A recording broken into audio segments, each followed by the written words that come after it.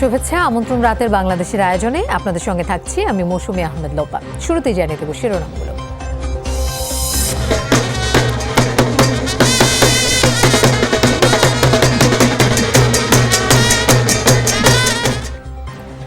রাজধানীতে আওয়ামী লীগের বর্ণাঢ্য বিজয় র্যালি, দেশি বিদেশি ষড়যন্ত্র মোকাবেলা করে অব্যাহত থাকবে অগ্রযাত্রা। গণতান্ত্রিক শক্তির মোকাবেলা আমরা রাজনৈতিকভাবে প্রতিহত করব। সকল ষড়যন্ত্র ছিন্ন করে আমরা বাংলাদেশকে এগিয়ে নিয়ে যাব।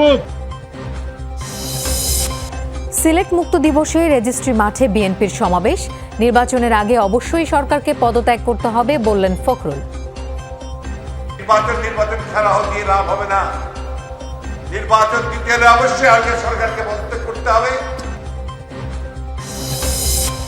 মার্কিন নিষেধাজ্ঞার প্রভাব নিয়ে বিশ্লেষকদের মধ্যে ভিন্ন মত। পররাষ্ট্রমন্ত্রী জানালেন কর্মপরিকল্পনা ঠিক করতে আলোচনা হবে। মানুষের কল্যাণে বিচারকদের সচেষ্ট থাকতে হবে, বিচার প্রার্থীদের যেন আদালতের বারান্দায় ঘুরতে না হয় বললেন রাষ্ট্রপতি। অপহরণের 1 বছর, কক্সবাজারের রোহিঙ্গা ক্যাম্প থেকে সাব ব্লক নেতার দেহাবশেষ উদ্ধার, 3 জন আটক, মুক্তিপণ না দেয়ায় হত্যাকাণ্ড ধারণা এপিবিএনের। রাজধানীর কর্ণফুলী গার্ডেন সিটিতে 2টি স্বর্ণের দোকানে ডাকাতি, চট্টগ্রামে শাহ আমানত বিমানবন্দর থেকে 86টি স্বর্ণের বার উদ্ধার। এছাড়াও রাতে বাংলাদেশে আরো থাকছে।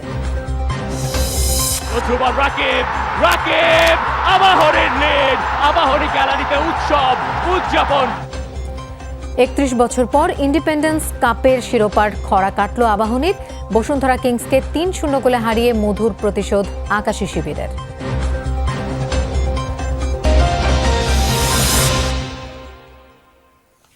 এতক্ষণ শিরোনাম দেখছিলেন, এবার যাচ্ছি পুরো খবরে।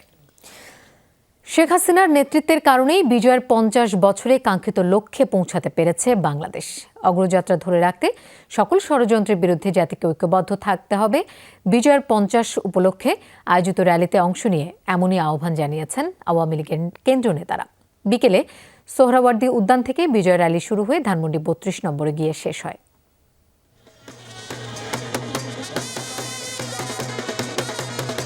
শনিবার বিকাল 4টায় যখন আওয়ামী লীগের কেন্দ্রীয় নেতারা বিজয় মিছিল শুরু করে, তখন মিছিলের প্রথম প্রান্ত রাজধানীর সায়েন্স ল্যাবরেটরিতে। ক্ষমতাসীন দলের বিজয় মিছিল পরিণত হয় জনসমুদ্রে।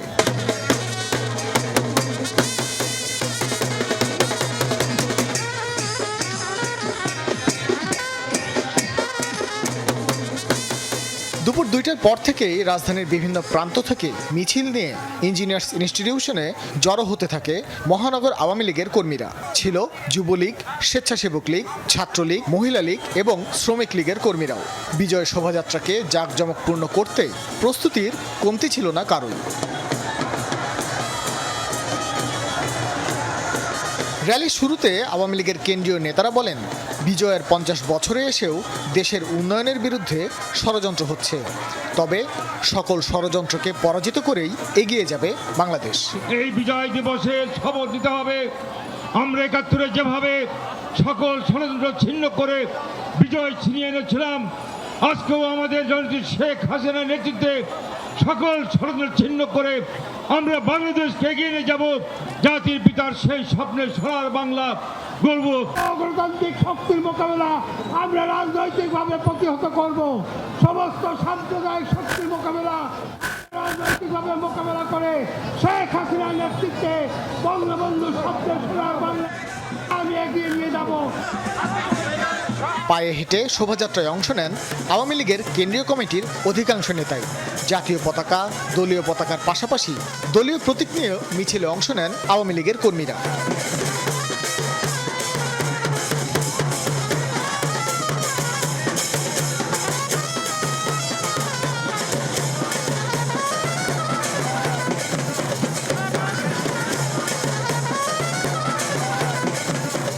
বিকেল 5টায় দলের কেন্দ্রীয় নেতারা মিছিল নিয়ে জড়ো হন সায়েন্স ল্যাবরেটরিতে। মিছিলের শেষ অংশের তখনও দেখা মেলা ভার। সন্ধ্যা 6টায় ধানমন্ডি 32-এ গিয়ে শেষ হয় এই বিজয় শোভাযাত্রা। ভাস্কর ভাদুরী, যমুনা নিউজ, ঢাকা। দেশে নির্বাচনের নামে আর কোনো খেলা হতে দেবে না বিএনপি। এমন হুঁশিয়ারি দিয়েছেন বিএনপি মহাসচিব মির্জা ফখরুল ইসলাম আলমগীর। সিলেট মুক্ত দিবসের আলোচনায় তিনি বলেন, নেতাকর্মীদের ঐক্যবদ্ধ থেকে রক্ষা করতে হবে গণতন্ত্রকে। আলোচনা সভায় সিনিয়র নেতৃবৃন্দ নির্বাচন আর খালেদা জিয়ার চিকিৎসা ইস্যুতে কঠোর সমালোচনা করেন বর্তমান সরকারের। সভায় বিএনপির দুপক্ষ হট্টগোলে জড়ায়। সিলেটের রেজিস্ট্রারি মাঠে বিএনপি নেতাকর্মীদের হট্টগোল। বারবার মাইকে বলা হয় শান্ত হতে, কিন্তু কে শোনে কার কথা? দীর্ঘক্ষণ উত্তেজনা চলার পর সিনিয়র নেতৃবৃন্দের হস্তক্ষেপে শান্ত হয় পরিস্থিতি। বিকেলে সভাস্থলে উপস্থিত হন মহাসচিব মির্জা ফখরুল ইসলাম আলমগীর সহ অন্য সিনিয়র নেতৃবৃন্দ। শুরু হয় বিএনপি আয়োজিত সিলেট মুক্ত দিবসের আলোচনা সভা। মির্জা ফখরুল ছোটখাটো বিষয় নিয়ে নিজেদের মধ্যে দ্বন্দ্বে না জড়ানোর আহ্বান জানান। আমরা নিজেরা যেন ছোটখাটো জিনিস নিয়ে ঝগড়া না করি, বিবাদ না করি। আমাদের এখন একটাই কাজ, আমরা সমস্ত মানুষগুলোকে ঐক্যবদ্ধ করে তুলব। বর্তমান সরকারের কঠোর সমালোচনা করেন বিএনপি মহাসচিব। বলেন, নির্বাচন ব্যবস্থাকে পুরোপুরি ভেঙে ফেলেছে আওয়ামী লীগ। নির্বাচন খেলা দিয়ে লাভ হবে না। নির্বাচন দিতে হলে অবশ্যই আগে সরকারকে পদত্যাগ করতে হবে এবং নিরপেক্ষ সরকারের অধীনে নির্বাচন দিতে হবে, তখনই নির্বাচনের কথা হবে। সভায় উপস্থিত সিনিয়র নেতারাও বর্তমান সরকারের কঠোর সমালোচনা করেন। অনেক দিন কাটিয়েছেন নিশিরাতের সরকার, কিন্তু এখন টানেলের শেষে আলোর রেখা দেখা যাচ্ছে। সময় বেশি দিন নাই। শেখ হাসিনা আজকে এক যুগ ধরে এই গণতন্ত্রের হত্যা করে গায়ের জোরে ক্ষমতায় আছে। আজকে আমাদের প্রধান দায়িত্ব, টার্গেট, এই সরকারকে বিদায় করে দিয়ে এদেশে একটি গণতান্ত্রিক দেশ পরিণত করতে হবে, গণতন্ত্র পুনরুদ্ধার করতে হবে। মাহবুবুর রহমান রিপন, যমুনা নিউজ, সিলেট। বিজয়ের সুবর্ণ জয়ন্তীতে দেশ স্বাধীনের উদ্দেশ্য কতটা পূরণ হয়েছে তা নিয়ে প্রশ্ন তুলেছেন জাতীয় পার্টির চেয়ারম্যান জিএম কাদের। সকালে রাজধানীর জুরাইন রেলগেটে বিজয় সমাবেশ ও পতাকা মিছিলে একথা বলেন তিনি।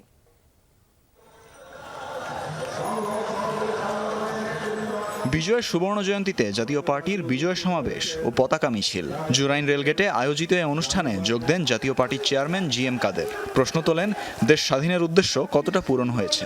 এই উদ্দেশ্যে এই দেশকে স্বাধীন করেছিল, দেশের 30 লক্ষ মানুষ জীবন দিয়েছিল, যে 2.5 লক্ষ মা বোন তাদের ইজ্জতকে লুণ্ঠিত করেছিল। সেই কাঙ্ক্ষিত প্রত্যাশা কি আমরা পূরণ করতে পেরেছি? জিএম কাদের বলেন, পাকিস্তানের বৈষম্য ও শোষণ থেকে মুক্তি পেতে রক্তের বিনিময়ে দেশ স্বাধীন করা হয়েছিল, কিন্তু এখনো বৈষম্য দূর হয়নি। 50 বছর পরে এসে আমরা কি দেখছি? আমরা দেখছি পশ্চিম পাকিস্তানিদের নেই, কিন্তু বৈষম্য কি আমাদের থেকে দূর হয়েছে? আমাদের থেকে বৈষম্য দূর হয় নাই। জাতীয় পার্টি রাজনৈতিক অপসংস্কৃতির পরিবর্তন চায় বলে জানান কাদের। জিএম কাদের বলেন, এক শ্রেণীর মানুষ হাজার কোটি টাকা বিদেশে পাচার করছে, অন্যদিকে দ্রব্যমূল্যের ঊর্ধ্বগতিতে জনমানুষের জীবন অতিষ্ঠ। এক শ্রেণীর মানুষ হাজার কোটি টাকা বিদেশে পাচার করছে, তাদের সম্পদের হিসাব নাই। তারা বড় বড় বাড়ি বিল্ডিং করছে, তারা দেশে বিদেশে সম্পদ করে পাহাড় করে তুলছে। আর দরিদ্র মানুষ না খেয়ে থাকে, আধা পেটে খেয়ে থাকে, তাদের চাকরির ব্যবস্থা নাই, বেকার সমস্যা দিনকে দিন বাড়ছে। পরে পতাকা মিছিল বের করে জাতীয় পার্টি। তানভীর মৌসুম, যমুনা নিউজ, ঢাকা। যুক্তরাষ্ট্রের দেয়া নিষেধাজ্ঞা প্রত্যাহার খুব সহজ হবে না বলে মনে করেন সাবেক কূটনীতিক হুমায়ুন কবির। আর এজন্য দেশটির পররাষ্ট্র দফতরের পাশাপাশি সিনেট ও রাজস্ব বিভাগের সাথে আলোচনা অব্যাহত রাখার পরামর্শ তার। আশঙ্কা, এর প্রভাব পড়তে পারে যুক্তরাজ্য, কানাডা সহ ইউরোপের সাথে রফতানি বাণিজ্য। যদিও এই আশঙ্কার সাথে একমত নন আন্তর্জাতিক সম্পর্কের অধ্যাপক লাইলুফার ইয়াসমিন। তিনি মনে করেন ভূ রাজনৈতিক কারণেই বাংলাদেশের ওপর এই নিষেধাজ্ঞা। তবে এ নিয়ে কর্মপরিকল্পনা ঠিক করে যুক্তরাষ্ট্রের সাথে আলোচনা চালিয়ে যাওয়ার কথা জানিয়েছেন পররাষ্ট্রমন্ত্রী। মাহফুজ মিশুর রিপোর্ট। চলো যাই যুদ্ধে, মাদকের বিরুদ্ধে। 10 ডিসেম্বর এলিট ফোর্স র্যাব ও এর সাবেক বর্তমান 7 কর্মকর্তার ওপর আসে যুক্তরাষ্ট্রের রাজস্ব ও পররাষ্ট্র দপ্তরের নিষেধাজ্ঞা। পরদিনই রাষ্ট্রদূতকে তলব করে এর ব্যাখ্যা চায় ঢাকা। 15 ডিসেম্বর পররাষ্ট্রমন্ত্রীকে ফোন করে সুবর্ণ জয়ন্তীর শুভেচ্ছা জানান মার্কিন পররাষ্ট্রমন্ত্রী। এ সময় মানবাধিকার সহ বিভিন্ন ইস্যুতে কথা বলেন তারা। 16 ডিসেম্বর সন্ত্রাসবাদ বিষয়ক রিপোর্ট প্রকাশ। বলা হয় বাংলাদেশে কমেছে সন্ত্রাসী ঘটনা, সেখানে জঙ্গি ও সন্ত্রাস দমনে র্যাবের ভূমিকার কথাও উল্লেখ করে যুক্তরাষ্ট্র। এসব বিশ্লেষণ করে যুক্তরাষ্ট্রে দায়িত্ব পালন করা এই কূটনীতিক বলছেন, সংকট বহুমাত্রিক, সমাধানে তাই দরকার বাড়তি উদ্যোগ। কেবলই কূটনীতি নয়, এর মধ্যে অর্থনীতি আছে, এর মধ্যে মার্কিন যুক্তরাষ্ট্রের সিনেটে, পার্লামেন্ট বা কংগ্রেসের আপনি বলতে পারেন তাদেরও ইনভলভমেন্ট এখানে আছে। তো কাজে এটা ত্রিমাত্রিক একটা ঘটনা হয়েছে। সমাধান খুঁজতে গেলে আমাকে ওই ত্রিমাত্রিকভাবেই আমাকে এর সাথে সংযুক্ত হয়ে আমাকে এটা সমাধান বের করে আনতে হবে। ওয়াশিংটনের এই নিষেধাজ্ঞার পেছনে ভূ রাজনীতি দেখছেন এই শিক্ষক। আশা কূটনৈতিক পরিপক্কতা দিয়েই তা সামলাবে সরকার। আমেরিকা বলেছে বাংলাদেশকে তারা সবসময় পাশে চায়। আমেরিকার এই মুভটাকে আমি ট্যাকটিক্যাল মুভ হিসেবে দেখব, যেটার মাধ্যমে বাংলাদেশকে একটু মনে করিয়ে দেওয়া যে না, তাকে চায়নার ব্যাপারে একটু সংযত হতে হবে। প্রশ্ন উঠেছে, যুক্তরাষ্ট্রের এই সিদ্ধান্তের সাথে কি একমত তার মিত্ররা? বাংলাদেশের প্রধান রপ্তানি পণ্য তৈরি পোশাকের 80% যায় ইউরোপ ও আমেরিকায়। রপ্তানি বাণিজ্যে এর প্রভাব পড়বে কিনা তা নিয়ে দ্বিমত থাকলেও সতর্ক কূটনীতির পরামর্শ বিশ্লেষকদের। বাইডেন প্রশাসন চীনের সাথে প্রতিদ্বন্দ্বিতা করছেন, কিন্তু সমন্বিতভাবে।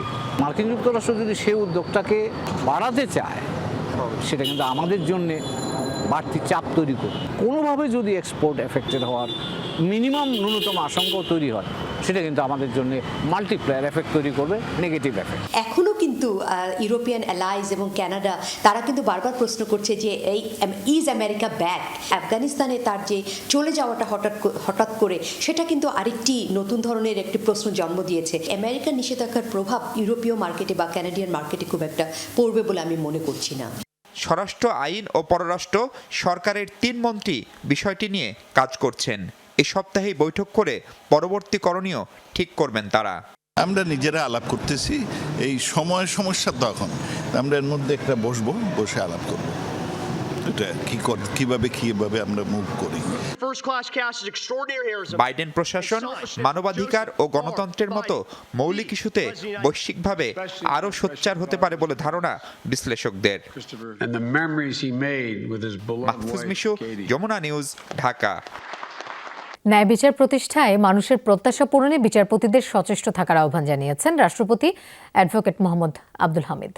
সুপ্রিম কোর্টের আলোচনায় তিনি এ আহ্বান জানান। বলেন, দেশ, জনগণ ও সংবিধানের প্রতি দায়বদ্ধ থাকতে হবে। বিচারকগণ তাদের মেধা ও মনন প্রয়োগের মাধ্যমে আইনের শাসন ও ন্যায় বিচার নিশ্চিত করবেন, সেই প্রত্যাশা দেশবাসীর। 1972 সালের 18 ডিসেম্বর যাত্রা শুরু করে বাংলাদেশ সুপ্রিম কোর্ট।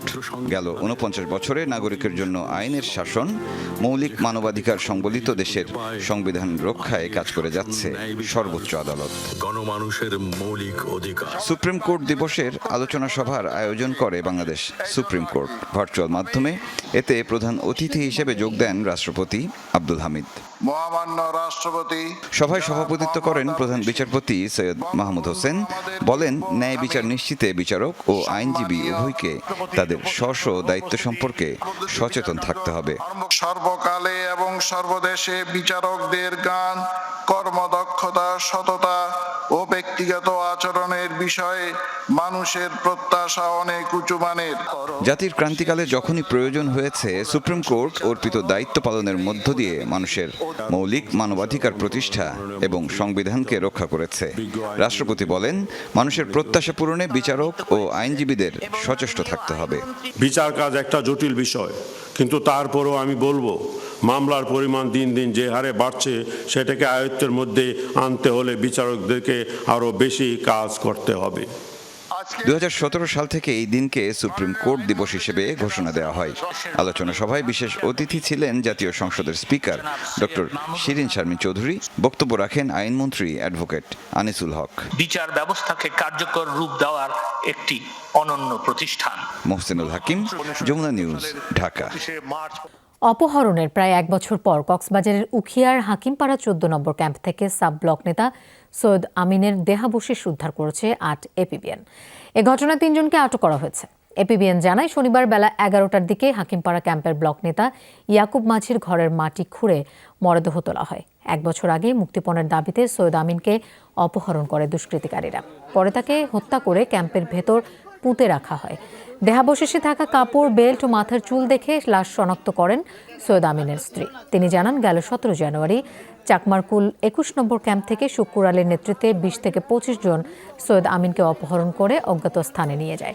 আধিপত্য বিস্তার নিয়ে অপহরণ ও হত্যার ঘটনা ঘটেছে বলে ধারণা এপিবিএনের।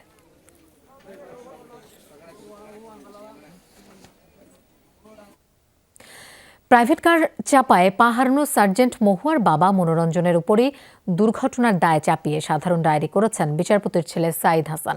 জিডিতে বিচারপতির ছেলে সাইদ হাসান উল্লেখ করেন, তার গাড়িটি মোটরসাইকেলকে ধাক্কা দেয়নি, বরং বেআইনিভাবে উল্টো দিক থেকে মনোরঞ্জনের মোটরসাইকেলটি তার গাড়িতে লাগিয়ে দেন। এতে তিনি ও তার স্ত্রীর প্রাণহানির মতো অবস্থা তৈরি হয়েছিল। তাই উল্টো পথে মোটরসাইকেল চালানোর জন্য এই দুর্ঘটনার সম্পূর্ণ দায়-দায়িত্ব মনোরঞ্জনের উপরেই বর্তায়। 14 দিন ঝুলিয়ে রেখে গত 16 ডিসেম্বর বনানী থানা এজাহার হিসেবে নেয় মহুয়া হাজংয়ের অভিযোগ। গত 2 ডিসেম্বর রাত 2টায় বনানীর চেয়ারম্যান বাড়ি সড়কে মনোরঞ্জনের মোটরসাইকেলে চাপা দেয় সাইদ হাসানকে বহনকারী প্রাইভেট কারটি। রাজধানীর কাকরাইলে কর্ণফুলী গার্ডেন সিটিতে 2টি স্বর্ণের দোকানে ডাকাতি হয়েছে। ব্যবসায়ীদের দাবি, কমপক্ষে 600 ভরি স্বর্ণ, নগদ 7.5 লাখ টাকা লুট হয়েছে। আর এই ঘটনায় সিসি ক্যামেরার ফুটেজ ধরে 2 জনকে সন্দেহ করছে পুলিশ। আটক করা হয়েছে 1 জনকে। সিসিটিভির ফুটেজে দেখা যাচ্ছে 2 যুবক একটি ভবন থেকে বের হয়ে হেঁটে যাচ্ছে। তাদের কাঁধে ব্যাগ। 2টি স্বর্ণের দোকানে চুরির পর এভাবেই তারা বেরিয়ে যায়। দোকান মালিকদের দাবি, 2 দোকান থেকে আনুমানিক 600 ভরি স্বর্ণ চুরি হয়েছে। লুট হয়েছে নগদ টাকাও। আরও বেশ কয়েকটি স্বর্ণের দোকানে ডাকাতির চেষ্টাও ছিল তাদের। 400-450 ভরি সোনা হবে বা বেশিও হতে পারে, এটা কাউন্ট করা সম্ভব না। কারণ না, আমি কাকে সন্দেহ করব। কতজন স্টাফ আপনারা এখানে কাজ করেন? স্টাফ 2 জন, মালিক 2 জন। এর আগেও এই মার্কেটে ডাকাতির ঘটনা ঘটেছে। তাই নিরাপত্তা নিয়ে চরম ক্ষুব্ধ জুয়েলার্স মালিক সমিতির নেতারা। দ্বিতীয়বার একই ঘটনা ঘটলো, এটা আমি মনে করি মার্কেট কর্তৃপক্ষ এবং সিকিউরিটির পুরোপুরি এটার জন্য দায়ী। দেখেন, তালাতে অনেক প্রেশার করছে, ঢুকতে অনেক ট্রাই করছিল, ওরা হয়তো বা সময় ওইভাবে করতে পারেনি, এই জন্য হলে তো অনেক বড় প্ল্যানিং ছিল ওদের। সিসিটিভির ফুটেজ দেখেই পুলিশ নিশ্চিত এই 2 যুবকই চুরি করেছে। এ ঘটনায় জিজ্ঞাসাবাদের জন্য 1 জনকে আটক করা হয়েছে। তারা যে এইখানে এই জায়গায় ঢুকা অথবা বাথরুমে ঢুকা মেবি হতে পারে 2 রকম। বাথরুমে থেকেও যেতে পারে, যে অথবা বাথরুমে বাইরের থেকে ভেঙে বাথরুমে ঢুকেছে, আবার বাথরুমের সেকেন্ড দরজা ভেঙেছে, এভাবে হতে পারে। তো আমরা সবটা নিয়ে খুঁটিনাটি বিষয় নিয়েই একেবারে সূক্ষ্মভাবে পর্যালোচনা করছি এবং তাদের দেখছি। ঘটনাস্থল থেকে সিআইডি ও মহানগর গোয়েন্দা পুলিশ আলামত সংগ্রহ করেছে। রাব্বি সিদ্দিকী, যমুনা নিউজ, ঢাকা। চট্টগ্রামের শাহ আমানত বিমানবন্দরে 86টি স্বর্ণের বার ফেলে পালিয়ে গেছে পাচারকারী। সকালে দুবাই ফেরত বাংলাদেশ বিমানের সিটের নিচে পাওয়া যায় বারগুলো। গোপন সংবাদের ভিত্তিতে 8:30টার দিকে ফ্লাইটের ভেতরে তল্লাশি চালায় বিমানবন্দর শুল্ক গোয়েন্দা কর্তৃপক্ষ। বিমানের একটি সিটের নিচ থেকে স্কচ টেপে মোড়ানো অবস্থায় স্বর্ণের বারগুলো উদ্ধার করা হয়। 86টি স্বর্ণের বারের ওজন প্রায় 10 কেজি। আনুমানিক মূল্য প্রায় 7 কোটি টাকা বলে জানিয়েছেন শুল্ক গোয়েন্দা কর্মকর্তা। এর আগেই গেল 23 নভেম্বর একই ফ্লাইটের টয়লেট থেকে উদ্ধার হয় 80টি স্বর্ণের বার। মুন্সিগঞ্জের সিরাজদিখানে কম্বল বিতরণ করেছেন জাতীয় পার্টির কো-চেয়ারম্যান, সাবেক মহিলা ও শিশু বিষয়ক প্রতিমন্ত্রী অ্যাডভোকেট সালমা ইসলাম এমপি। সকালে যমুনা গ্রুপের প্রতিষ্ঠাতা বীর মুক্তিযোদ্ধা নুরুল ইসলামের আত্মার মাগফিরাত কামনা করে কার্যক্রম শুরু হয়। মধ্যপাড়া ইউনিয়নের 9টি ওয়ার্ডের শীতার্তদের মাঝে বিতরণ করা হয় কম্বল। সহায়তা নিতে আসা লোকজনের সাথে কুশল বিনিময় করেন সালমা ইসলাম। তিনি বলেন, বিগত সময়েও এলাকাবাসীর পাশে থেকেছেন। মানুষের ভালোবাসা নিয়েই পথ চলতে চান জাতীয় পার্টির কো-চেয়ারম্যান। আত্মীয় স্বজন যারা মৃত্যুবরণ করছেন, আল্লাহ তাদের সমস্ত কিছু ক্ষমা করে দিন এবং তাদেরকে আপনার জান্নাতবাসী করুক, এই দোয়াটাই করছি। শীতের দিনে আমি আপনাদেরকে আপনারা দোয়া করবেন প্রতি বছর যাতে আপনাদেরকে আমি শীতার্থ বস্ত্র আপনাদের হাতে তুলে দিতে পারি, এই দোয়াটা আপনারা করবেন আমার জন্য। আজকে আর বেশি কিছু নেই, আপনারা ভালো থাকুন।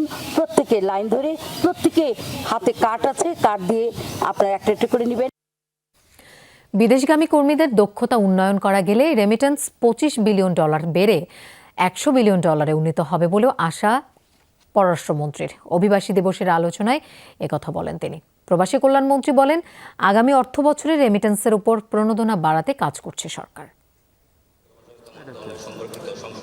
আন্তর্জাতিক অভিবাসী দিবস উপলক্ষে শনিবার আলোচনা সভার আয়োজন করে প্রবাসী কল্যাণ মন্ত্রণালয়। প্রবাসী কল্যাণমন্ত্রী বলেন, নতুন শ্রমবাজার অনুসন্ধানের সাথে বন্ধ থাকা শ্রমবাজার চালুর জন্য কাজ করছে মন্ত্রণালয়। মালয়েশিয়ার শ্রমবাজার নিয়েও কথা বলেন তিনি। মালয়েশিয়া কিন্তু বিরাট আমাদের জন্য মার্কেট, আর যেহেতু সামাজিক ব্যবস্থা মোটামুটি মিলিয়ে আমাদের সাথে, বাঙালি কিন্তু ওখানে যেতে বেশি আগ্রহী। তো সেই আগ্রহীকে কাজে লাগাবার জন্য আমরা চেষ্টা করছি। দক্ষ চাহিদা ওখানে কিন্তু বেড়ে যাচ্ছে এবং সেই হিসাবে আমরা দক্ষতা বাড়াবার জন্য বিভিন্ন পদক্ষেপ নিয়েছি।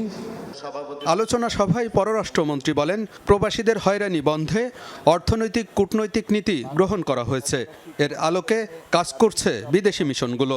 আমাদের জনগণকে বিদেশে আরও কর্মসংস্থানের সুযোগ সৃষ্টির জন্য আমরা আফ্রিকার বিভিন্ন দেশে কন্ট্রাক্ট ফার্মিং করার জন্যে যথেষ্ট উদ্যোগ নিয়েছি। তাছাড়া ইতালি এবং গ্রিসে মাননীয় প্রধানমন্ত্রীর বিশেষ উদ্যোগের কারণে টেম্পোরারি এগ্রিকালচারাল চাকরিতে সুযোগ সৃষ্টি হয়েছে। দেশের উন্নয়নে প্রবাসীদের সম্পৃক্ত করতে 30 ডিসেম্বর প্রবাসী দিবস হিসেবে পালনের কথাও বলেন পররাষ্ট্রমন্ত্রী। 30 ডিসেম্বর প্রতি বছর প্রবাসী দিবস হিসেবে ঘোষিত হোক এবং তার ফলে আমরা প্রবাসীদের দেশের উন্নয়নে সম্পৃক্ত করার আরও অধিকতর সুযোগ সুবিধা পাওয়ার সম্ভাবনা আছে।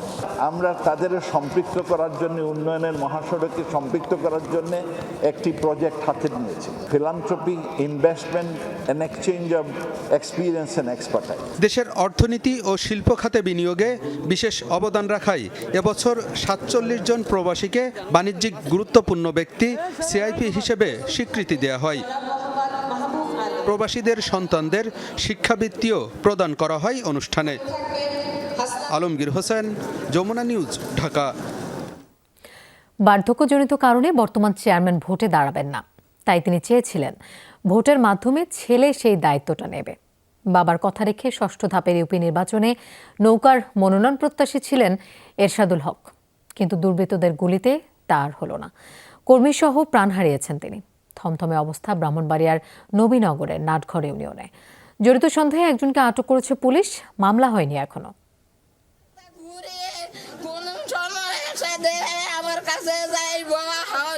বাবার স্বপ্ন পূরণ করতে গিয়ে ছেলে খুন, এরশাদুল হকের পরিবার জুড়ে শোকের মাতম। নবীনগরের নাটঘর ইউনিয়নের বর্তমান চেয়ারম্যান আবুল কাশেম বার্ধক্যজনিত জটিলতায় ভুগছিলেন তিনি, তাই 6ষ্ঠ ধাপের নির্বাচনে ছেলেকেই ভোটযুদ্ধে নামিয়েছিলেন বাবা।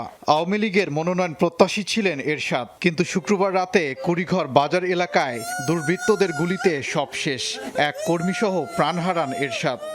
গাড়িটা আসার সাথে সাথে আমার বাইরে দুনো পাশ থেকে গুলি করতেছে, তো গুলি করতেছে পরে আমি গাড়িটা আরো স্পিডে একটা চিল্লান দিছি দূরে ঘুরে, যে আমার বাইরে গুলি করতেছে, কে কই আছে বাইরে। বিপক্ষ যারা আছে তারা এরকম মেল মিটিং করে, সভা করে, সভাতে গিয়া অনেক উচ্চবাচ্য কথা বলে, কিন্তু বলল আমার নির্দেশ ছিল অন্য কোনো মিটিংয়ে, মেল মিটিংয়ে উস্কানিমূলক কোনো আলোচনা করা হবে না। এরশাদ ছাড়াও ইউনিয়নটিতে নৌকার মনোনয়ন প্রত্যাশী আরও 5 জন। হত্যাকাণ্ডের পর পালিয়েছে সবাই। সমর্থক এবং তাদের বাড়িঘরে হামলা ভাঙচুর চালিয়েছে ক্ষুব্ধ মানুষ। জনপ্রিয়তার কারণে মনে করেন আজকে এই নৃশংস হত্যাকাণ্ডটা ঘটছে আর কি। এলাকার থেকে আমরা 2 দিন 3 দিন পরে পরে সমাবেশ করতেছি, দরবার করতেছি, জনপ্রিয় ভালো তার। হত্যাকাণ্ডের পর থমথমে গোটা এলাকা। মোতায়েন করা হয়েছে অতিরিক্ত পুলিশ, উদ্ধার হয়েছে গুলির খোসা। জড়িতদের ধরতে অভিযানে নেমেছে আইন শৃঙ্খলা রক্ষা বাহিনী। আলামত সংগ্রহ, নিহতকে মর্গে প্রেরণ, আর এই হত্যাকাণ্ডের ব্যাপারে আমরা সকল অ্যাঙ্গেল থেকে তদন্ত করে দেখতেছি, আমরা কোনো বিষয়ই আমাদের তদন্ততে বাদ রাখছি না। রোববার ৬ষ্ঠ ধাপের ইউপি নির্বাচনের তফসিল ঘোষণা হওয়ার কথা রয়েছে। ওবায়দুর রহমান, যমুনা নিউজ। চট্টগ্রামে আগুনে পুড়ে গেছে বালুছড়া বস্তি। সন্ধ্যা 5:30টার দিকে বালুছড়ার বক্তিয়ার কলোনিতে একটি রান্নাঘর থেকে আগুনের সূত্রপাত। দ্রুতই তা ছড়িয়ে পড়ে আশপাশের ঘরগুলোয়। পুড়ে যায় বস্তির শতাধিক আধা কাঁচা ঘর। ফায়ার সার্ভিসের 5টি ইউনিট 1 ঘন্টার চেষ্টায় নিয়ন্ত্রণে আনে আগুন। আগুনে কোনো হতাহতের খবর জানায়নি ফায়ার সার্ভিস। ক্ষয়ক্ষতির পরিমাণ জানা যায়নি। আগুনে পুড়ে অনেকটা নিঃস্ব বস্তিতে থাকা পোশাক কারখানার শ্রমিকরা। নিম্ন আয়ের লোকজনে থাকে, বিশেষ করে গার্মেন্টস কর্মীরাই আর কি। এখানে তো আমাদের যা ক্ষতি হয়েছে আপনারা তো নিজেরা দেখতেছেন, বুঝতেছেন, এবং নিম্ন আয়ের লোকজনের সর্বোচ্চ সব শেষ। এখানে আসলে কেউ কিছু বাইর করার সুযোগ হয় না। সমস্ত ঘরগুলি কাঁচা ঘর এবং বস্তি ঘরের মতো একটার সাথে একটা একদম লাগা ঘর। খুব আগুন নির্বাপন করতেও খুব আমাদের চ্যালেঞ্জের মোকাবেলা হতে হচ্ছে। টানা তৃতীয় দিনের মতো সংক্রমণ শনাক্তের রেকর্ড ভাঙল ব্রিটেন। শুক্রবারও 93,000-এর বেশি মানুষের শরীরে মিলল করোনা ভাইরাস। 24 ঘন্টায় দেশটিতে মৃত্যুবরণ করেছেন 111 জন। গেল দুদিনে 88 এবং 78,000-এর ওপর সংক্রমণ শনাক্ত দেখেছে দেশটি। অথচ মহামারীর নতুন ধাক্কা সামলাতে একগুচ্ছি বিধিনিষেধ কার্যকর করেছে দেশটির সরকার। জোরালো করেছে বুস্টার ডোজ প্রদানের গতি। প্রাপ্তবয়স্ক যে কেউ নিতে পারবেন ভ্যাকসিনের 3য় ডোজ। ইম্পেরিয়াল কলেজ লন্ডনের গবেষকরা বলছেন, অমিক্রনে পুনঃসংক্রমণের ঝুঁকি ডেল্টা ভ্যারিয়েন্টের তুলনায় 5 গুণ বেশি। বায়ুবাবলের কড়াকড়িতে নিউজিল্যান্ডের মাটিতে স্বস্তিতে নেই ক্রিকেটাররা। এমনকি কয়েকজন ক্রিকেটার সিরিজ না খেলেই দেশে ফেরত আসতে চেয়েছিল বলে জানিয়েছেন বিসিবি সভাপতি নাজমুল হাসান পাপন। এখন 21 ডিসেম্বর পরবর্তী টেস্টের ফলাফলের উপর নির্ভর করছে সবকিছু। এমনকি বিপিএল-এর সূচিতেও প্রভাব ফেলতে পারে নিউজিল্যান্ড সিরিজ। বিসিবিতে জরুরি বৈঠক শেষে এমন কথা বলেছেন বিসিবি সভাপতি। মিরপুরে বোর্ড কর্তারা শনিবার দুপুরে একে একে হাজির হন সভাপতি নাজমুল হাসান পাপন সহ অন্যান্য পরিচালকরাও। নিউজিল্যান্ডে হঠাৎ স্পিন বোলিং পরামর্শক রঙ্গনা হেরাথের করোনা শনাক্ত বদলে দিয়েছে সিরিজের বায়োবাবল পরিকল্পনা। মুক্ত হয়েও টাইগাররা আবারও ঢুকেছেন কোয়ারেন্টাইনে। কি ঘটেছিল জানিয়েছেন বোর্ড সভাপতি। দুবাই থেকে যখন ওরা নিউজিল্যান্ডে গেল, ওই ফ্লাইটে একটা প্যাসেঞ্জারকে ডিটেক্ট করে ওরা উইথ কোভিড এবং ওমিক্রন। রঙ্গনা হেরাথ সে আবার শ্রীলঙ্কার থেকে এসছে, কিন্তু যেহেতু আমাদের গ্রুপের সাথে মিক্স করেছে, কাজে সেই জন্য এখন তাদেরকে এক্সটেন্ড করতে হচ্ছে। এমন অবস্থায় দোলাচলে নিউজিল্যান্ড সিরিজ। 21 ডিসেম্বর করোনা পরীক্ষার ফলের উপর নির্ভর করছে অনেক কিছুই। বায়োবাবলের টানা ব্যস্ততায় হাঁপিয়ে উঠেছেন ক্রিকেটাররাও। মেন্টালি অ্যান্ড ফিজিক্যালি তারা একদম শ্যাটার্ড। ইনফ্যাক্ট অনেক প্লেয়াররা চিন্তা করছিল যে চলে আসা যায় কিনা, সিরিজটা বাদ দেওয়া যায় কিনা। আসলে এটার কোনো সুযোগ নেই। 21 তারিখের পরে যদি আবার এক্সটেন্ড করে তাদের কোয়ারেন্টাইন, তাহলে তখন আমরা ওদের সাথে আলোচনায় যেতে পারবো। তবে আপাতত সিরিজ বাতিল হওয়ার কোনো কারণ দেখছেন না পাপন। 21 ডিসেম্বর পরবর্তী টেস্টে ফল জানা যাবে, আর ওই ফলাফল দেখেই সিদ্ধান্ত নেবে দুই বোর্ড। তাহলে ওরা যদি আমাদেরকে বলে ঠিক আছে আমরা সিরিজটা 3-4 দিন পিছিয়ে দিলাম, তাহলে তো আমাদের আর না করার কোনো পথ নেই। প্র্যাকটিস বা জিম এগুলোর সুযোগ না করে দেওয়া হয়, তাহলে এটা তো অত্যন্ত কঠিন হবে। এই খেলার তো কোনো মানে হয় না। 2টা প্র্যাকটিস ম্যাচ ছিল, একটা তো হবেই। এক্সটেন্ড করে বা নাও করে আমরা চেষ্টা করছি যে আরেকটা প্র্যাকটিস ম্যাচও ইনক্লুড করা যায় কিনা। নিউজিল্যান্ড সিরিজের প্রভাব সরাসরি পড়েছে বিপিএল এর ওপর। বায়োবাবলের ধকল আর সময় স্বল্পতা মাথায় নিয়ে দল কিংবা ভেন্যু কমিয়ে আনার চিন্তাও করছে BCB. How to do it, কিভাবে করব, কতটুকু সময় পাবো, সেটা আমরা যে প্ল্যান করেছিলাম ওই প্ল্যান অনুযায়ী নাও হতে পারে। আমাদেরকে ওখানেও কিছু একটা করতে হতে পারে কাটছাট। বিপিএল এর শুরুতে টেস্ট দলের সদস্যদের নাও দেখা যেতে পারে, সেটাও নিশ্চিত করেন বিসিবি সভাপতি। সালাউদ্দিন সুমন, যমুনা স্পোর্টস, ঢাকা। স্বাধীনতা কাপ ফুটবলের খবর। বসুন্ধরা কিংসকে 3-0 গোলে হারিয়ে 31 বছর পর স্বাধীনতা কাপের শিরোপা জিতল আবাহনী।